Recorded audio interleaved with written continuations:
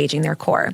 And what's bearing down? bearing down would be like the same mechanics that you would use when you go to give birth or when you go to have like a bowel movement. It's like when you're putting pressure downward to the pelvic floor to try to expel whatever it may be, whether it be vaginally through birth, whether it be rectally to have a bowel movement. Very good rule of thumb that you can use is like looking at the belly button and seeing where the belly button moves. Oh. So if you go to bear down, you'll see the belly button. Like if you practice this in the mirror, I can imagine you're going to like go home and you can see what like patient. Yes. That's me. I'm in the mirror. Yes. So you're going to look in the mirror and like you see your belly button. And if you are bearing down, you'll see the belly button like pop out towards you and go down. Oh. Versus when you engage your core appropriately, you'll see the belly button go up and in. Like high and tight. Mm-hmm. So that's the key to your spine, which isn't exactly what you want to do, but like it's halfway there because you want to lift up and in order to actually engage the core correctly. So, so when it comes to pressure management, like a lot of these women have like been bearing down for so long. So essentially it's like they're constantly shoving pressure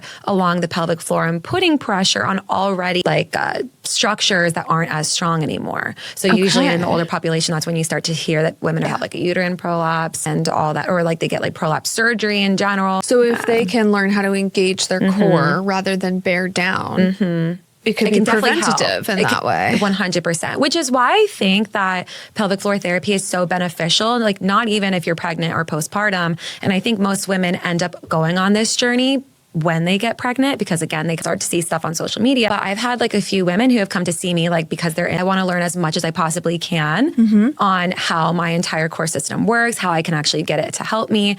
So the strategies I teach are something that I will tell everyone. I'm like, these are strategies that you're going to be using well throughout the rest of your lifetime. It's to help you navigate and walk through life stronger and more confident, so you can actually give yourself the support that you need rather than constantly like putting pressure in places that don't need to be pressure. You know? Okay. So that brings me to my next question, which is, can we see any benefit? Can we actually see any benefits aesthetically from like knowing how to engage our pelvic floor properly? Yes, 100%. So I've done a few workshops actually at a few local gyms and Pilates studios specifically talking about this. But even more so in the postpartum population when it comes to like having abdominal separation, a lot of women will get stuck because they're like trying all of the exercises. Again, they go on social media and they're like, no crunches, no this, no that. And so they're not really learning to actually engage their core correctly. So you can have two women do dead bugs side by side. One woman is engaging their core correctly. The other woman is using like her hip flexors. Oh. So how you engage your core will directly affect how your core is going to rehab. And also like from an aesthetic standpoint, that's when you actually start to see the result. In my online space, I hear this all the time when I get on calls with women who are looking for help to close their abdominal separation. They're like, I've tried the apps, I've tried this, I've been doing XYZ. I feel like I can't get rid of this like lower belly pouch. I'm not really sure what's going on. I've done the dead bugs, blah, blah, blah, blah. And so then I take a look at their breath pattern. I'm like, that's exactly why. So when you're not engaging your core well, you're basically putting the load on everywhere else. And the problem is that it feels like effort. It feels hard. So women think they're doing it correctly. And then once we retrain the breathing strategy to get them to engage their core the way that they need to, they're like, whoa, it's like a light bulb that just switches on. And they realize that they have just like unlocked this whole area that they haven't even really been using in a long time. I can't wait to come see you as a patient. I'm like, am I doing this right? Excited. I know. It really makes you like question like every movement pattern that you're doing, but also like in a good way.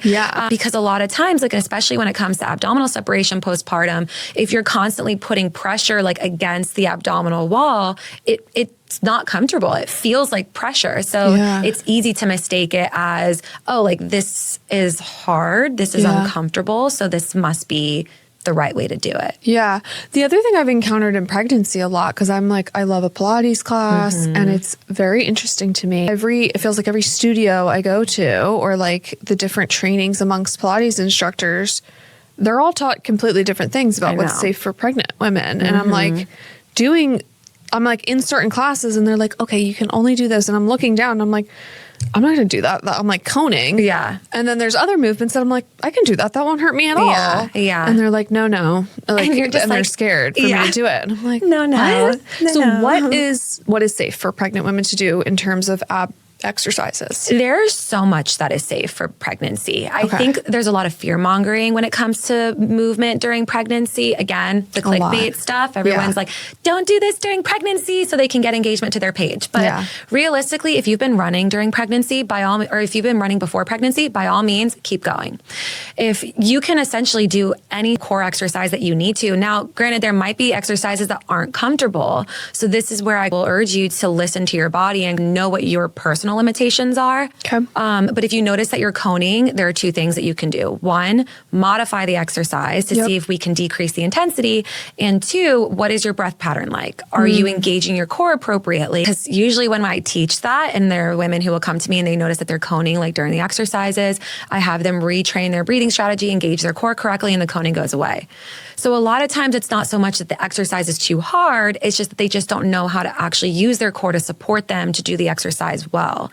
If you're able to do that and the coning goes away and you feel like you're still getting like a good workout from it, by all means, keep going.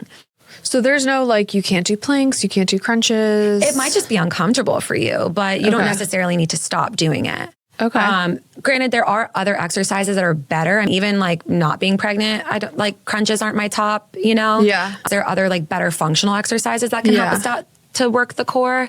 But yeah, usually when it comes to planks, again, you can modify it, do a bear hold. You just bend your knees, you're still getting that same like core engagement. Yeah. You're just decreasing the lever arm to make it a little bit easier on the core. Okay. So those are like different ways that you can still get core engagement. But yeah, the fear mongering during pregnancy is crazy. Yeah. It's like, I've also like seen, like I have a friend who's a Legree instructor and she was doing Legree like throughout her pregnancy and she had crazy abdominal separation. So she like her experience scared me. Of course. And I think too, it's not so much the exercise itself, but it's how you're doing the exercise that's going to make a huge difference. And like you said, not listening to the body. If it's like, okay, this is clearly uncomfortable, you're clearly coning. Like, Exactly. stop.